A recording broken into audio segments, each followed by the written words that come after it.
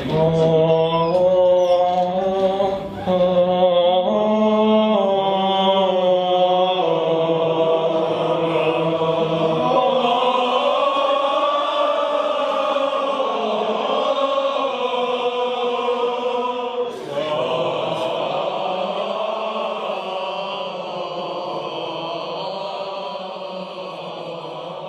remember this video? That is because of this.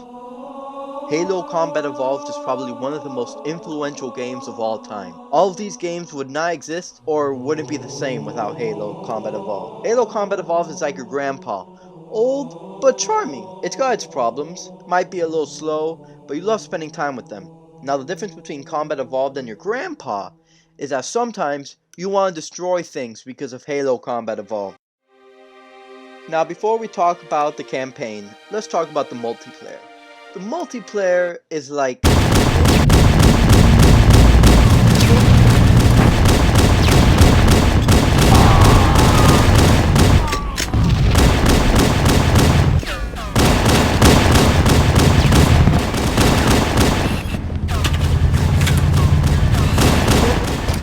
yeah, that's about it. Halo CE's campaign is genuinely one of the most immersive experiences in the FPS genre. In terms of storytelling, atmosphere, and level design, it's incredible, even in today's standards. Halo's story starts off on a great foot, putting you straight in the action without many details.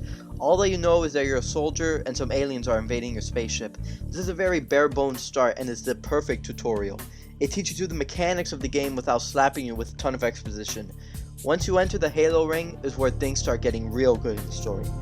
More and more is explained and revealed, and you realize that this isn't just an R-rated ET. There's more to it. All you're doing at first is looking for your captain, then boom, everything changes. Now there's some weird ass bugs everywhere, and here's where CE's immersion using its atmosphere really shines. Now, CE is no longer an FPS sci-fi game, it's an FPS horror. The introduction to the Flood is only one that could be experienced once. The absolute shock I felt when I first saw the video of the Marines getting destroyed by the Flood is one that I can never experience again. Halo's atmosphere past this point is terrifying. CE has a great way of portraying the Flood as an awful, disgusting species that you feel powerless to. Every corner you turn, every door you open, there's a small fear in you because now it's not just an alien force that you're fighting, it's a whole new army of parasitical soldiers that won't stop to consume you. The story and atmosphere of CE is one that immerses you in the world and setting. Both are orchestrated masterfully. I've only seen this level of immersion in very few games, and games still to this day strive for this level of immersion. Remember 5 seconds ago when I said Halo CE was one of the most immersive games ever? Well, that's true for about half the game. Probably the worst part about CE is its level design, but at the same time, it's the best part about it. Pillar of Autumn is an incredible first level and has a perfect balance of hard and easy. It's just good enough that the player can get through it without breaking their controller, but they also know that this ain't no beta ass game. Then we arrive to one of the best levels in the franchise, Halo. The level's so good, they named the franchise off of it. The difficulty, the sense of exploration, the huge play area just makes for a perfect level. Then we get to Truth and Reconciliation, where half the level is strategic gameplay, and the other is eventually saying, suck my ass. Silent Cartographer. Okay, not too bad, pretty good level. Assault in the Control Room. Oh, damn.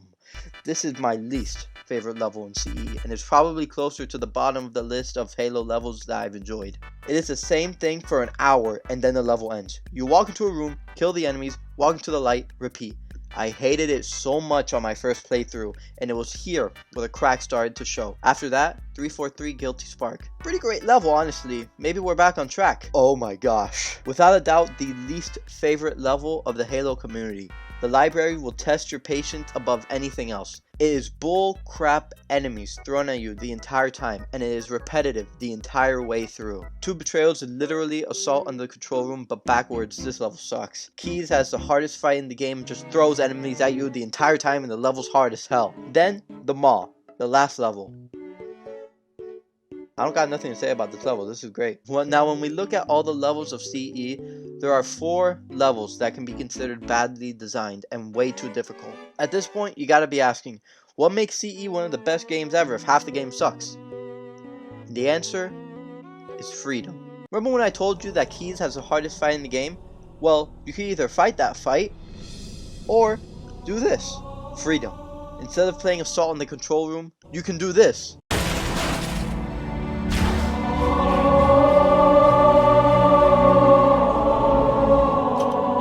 That's what makes CE so good. You can approach any fight any way you want to. CE may have badly designed levels, but its sense of do whatever the hell you want is what keeps it strong. There are no invisible barriers, no death timers, just exploration and freedom. Breath of the Wild, RDR2, GTA 5, Chuck E. Cheese, and of course, Halo CE. You have a sense of freedom playing these games, and it's the freedom that gets rid of CE's cracks.